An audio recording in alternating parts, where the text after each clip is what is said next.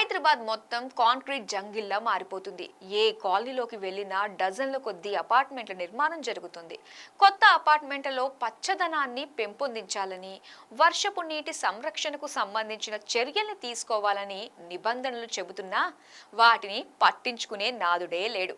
భవిష్యత్తులో హైదరాబాద్ పర్యావరణాన్ని కాపాడాల్సిన 111 జీవో ప్రాంతాలు దురాక్రమణకు గురవుతున్నాయి. ఎందుకంటే కొందరు బిల్డర్లు అక్రమంగా విల్లాలు నిర్మిస్తున్నారు.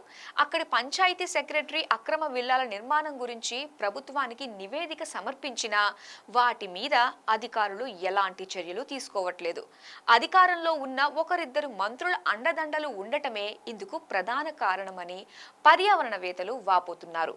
డ్రీమ్ వ్యాలీ యజమాని కాంగ్రెస్లోని ఒకరిద్దరు మంత్రులతో రహస్య ఒప్పందం కుదుర్చుకున్నట్టు తెలిసింది. ఇమాజిన్ విల్లాలపై ప్రభుత్వం చర్యలు తీసుకోకపోతే ఏకంగా వారికి విల్లాలనే ఉచితంగా ఇస్తామంటూ బంపర్ ఆఫర్ ప్రకటించినట్టు సమాచారం. అందుకే ప్రభుత్వంలోని సదరు పెద్దలు డ్రీమ్ విల్లాలపై ఎలాంటి చర్యలు తీసుకోవద్దని అనధికార ఆదేశాలిచ్చినట్లు తెలిసింది. మరి ఒకవైపు సీఎం రేవంత్ రెడ్డి 111 జీవో ఎత్తివేత దుర్మార్గమని గతంలో వ్యాఖ్యానించిన విషయం తెలిసిందే.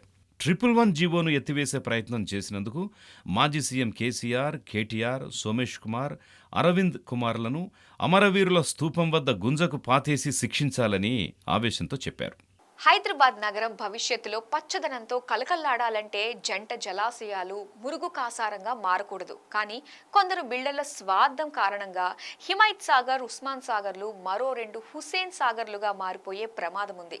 111 జీవో నిబంధనలకు వ్యతిరేకంగా నిర్మిస్తున్న విల్లాల్ని కొనుగోలు చేసిన ఓనర్ల మీద కూడా చట్ట ప్రకారం చర్యల్ని తీసుకోవాలని పర్యావరణవేత్తలు కోరుతున్నారు. పర్యావరణంపై అంత మక్కువ గల సీఎం రేవంత్ రెడ్డి ఆలోచనలకు పూర్తి వ్యతిరేకంగా ఆయన కేబినెట్లోని మంత్రులు ఎలా వ్యవహరిస్తారని పర్యావరణవేత్తలు ప్రశ్నిస్తున్నారు. ఒకవేళ కాంగ్రెస్ ప్రభుత్వానికి నిజంగా చిత్తశుద్ధి ఉంటే 111 జీవోలో నిర్మిస్తోన్న డ్రీమ్ వ్యాలీ ఇమాజిన్ విల్లాల్ని వెంటనే కూల్చివేయాలని డిమాండ్ చేస్తున్నారు. జంట జలాశయాలు మురుగు కాసారంగా మారిపోయినా పర్వాలేదు, మరో 2 హుస్సేన్ సాగర్లు తయారైనా పర్వాలేదు, తాము మాత్రం విశాలమైన విల్లాల్ని కట్టుకుంటామని భావించే విల్లా ఓనర్ల మీద కూడా చట్ట ప్రకారం చర్యలు తీసుకోవాలని పర్యావరణవేత్తలు కోరుతున్నారు.